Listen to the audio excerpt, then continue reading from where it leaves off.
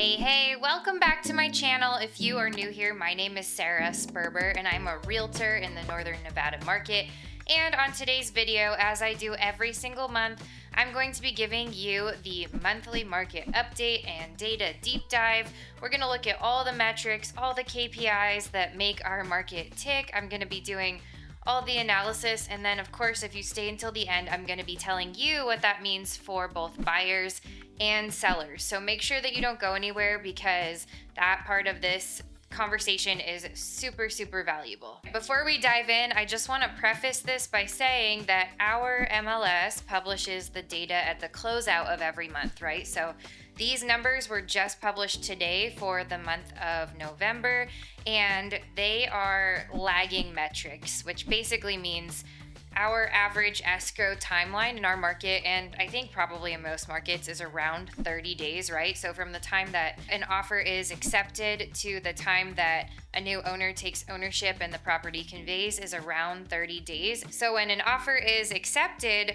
that is kind of a snapshot of what is happening in the market at that time. But we're going to be looking at these in arrears. So if you can wrap your head around that, great. If you have questions, just let me know. I respond to all the comments that you guys leave. But I'm going to go ahead and dive right in, so just stay with me. These numbers are just for the cities of Reno and Sparks. If you have questions about other cities that I serve, like Carson City or Dayton, Fallon, Fernley, Genoa, Minden, anything in kind of like that Northern Nevada MLS, just let me know, but they're all kind of somewhat similar. But I do target Reno Sparks, and that is the data that I'm going to be giving you now. Without further ado, our median sales price came in at $585,000. This is a very slight increase month over month. It was only 0.4% higher than the closeout of the month before, but it was 5.2% higher year over year. So obviously, I always say real estate is, even though there are fluctuations and turbulence, so to speak, with interest rates and whatever else, it is a long-term game, and this is kind of a good example of that. So if you bought a home 5 years ago in Reno or Sparks, chances are it's worth roughly 5% more than it was when you paid for it or when you purchased it.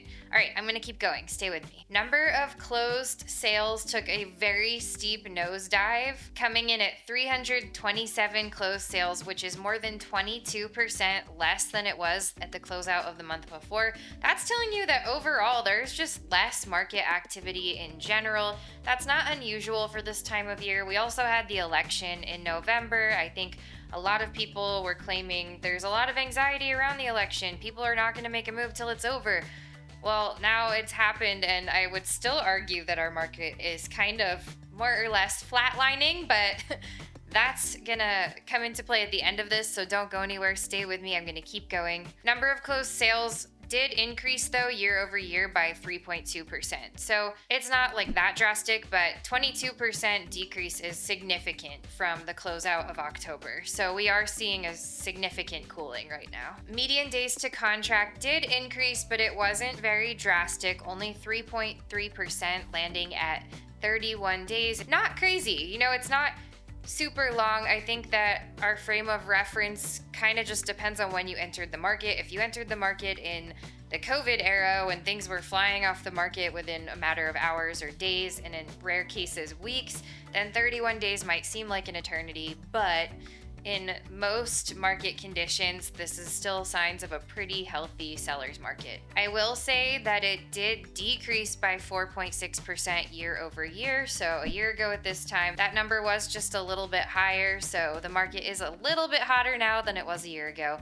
but it is cooler now than it was a month ago, if you can wrap your head around that. Moving right along to percent of list price received. If you guys have been following me for a while, you know that I always say this is the metric that I think changes the least, both month over month and year over year. In general, in our market, if you price something correctly, and you're looking at the right data, your agent's doing a good job of pulling the proper comps, you're probably not going to see a drastic change between list price and price received. And so that's what this number is telling you, that in our market at the closeout of November, sellers were getting about 98.5% of what they listed their properties for. I can attest to that. All of my listings that closed in the last month were kind of along those lines. I think we are going to start seeing kind of a skewing of the data, you might say, with the whole NAR thing. I don't know. You guys can look at some of my other older videos about that. But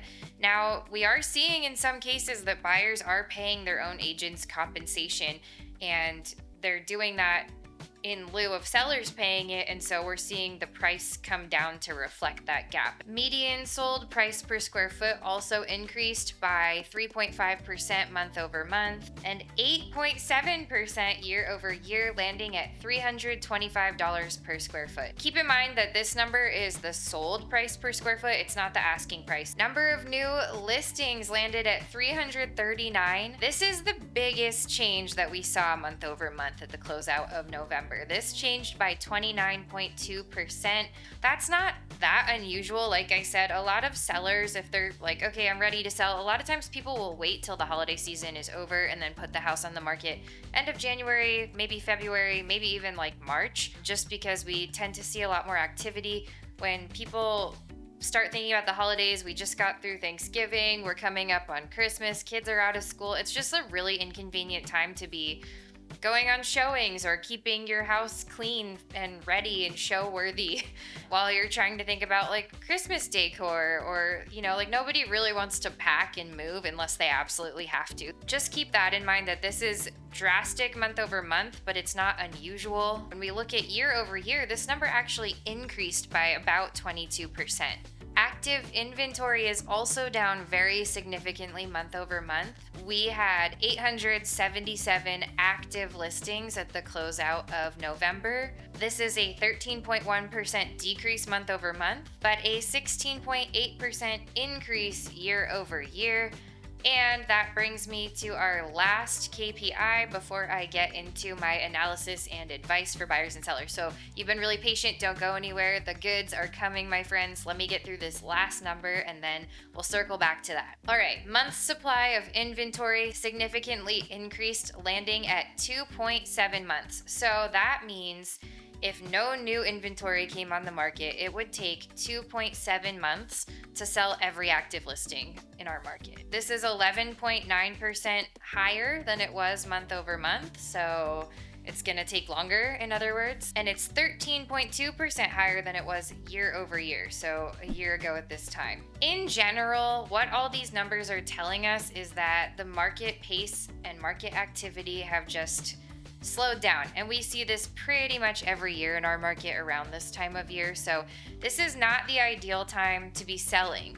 That said, if you do have to sell, you're going to be up against a lot less inventory and a lot less competition as far as like your home and your listing being compared to other sellers. So in the hotter months, I always advise, if you can afford staging, if you can, if your agent can do extra, assuming your agent is going to pay for your photography and digital media, which is what I always do for my clients. But if they can do any add-ons in a hot market, seller's market, you're going to want to have like 3D imaging, your Matterport imaging, all of the floor plans of the home. Like you want all that done. If you can get video tours, like however you can get more digital presence and media done and staging. And if you can't afford staging, at least having a few of the rooms and images digitally staged to give context clues to potential buyers. That's something that I always advise. I mean, you should do that anytime if you can. But if there was ever a time of year where you could maybe skimp on that, it could be now, just because there are less sellers overall competing. But with that, there are also a lot less buyers, you guys, which means that you really need to grab their attention. Okay, let's talk about the buyer side of the transaction. So if you are buying, and I understand a lot of people, most people are selling and buying at the same time, but I do like to divide up my advice just in case you are one or the other and not both. If you are thinking about buying, I always say this is your moment. This time of year is when you get the best deals, because if you think about it, this is the time of year that sellers absolutely have to sell, right? Like nobody wants to put their house on the market in the winter. because they know there's less traffic. There's, it's really inconvenient to be like moving. So there's a much smaller pool of buyers.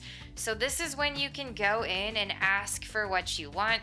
With that, I think that a lot of sellers are offering more concessions to buy down interest rates. So in other words, they're offering credits to the buyer instead of price reductions, to enable them to make their monthly payments lower by buying down the interest rates. They're offering more repairs or repair credits. And if you are a cash buyer, it doesn't mean that you can't get a price reduction. So my advice for you, if you are buying, is to take the listing price, asking price with a grain of salt. That everyone who's playing ball right now is usually pretty serious. And I mean that both on the buyer and seller side. So now is the time to ask for what you want and hopefully have an advocate in your corner who can help you get it. All right, you guys, that was a lot of info. If you have any questions at all, don't be a stranger. You can book a free call with me when it is convenient for you. You guys have access to my personal calendar. There's a link to do that in the show notes below. It's no obligation. It's just a chance to connect and see if we might be a good fit to work together. And if you haven't already, please smash that like and that subscribe button. I put out new videos every single week about the Northern Nevada lifestyle, the Reno Sparks housing market, and of course, all things to do with buying and selling real estate. Thank you guys so much for joining me, and I'll see you next week.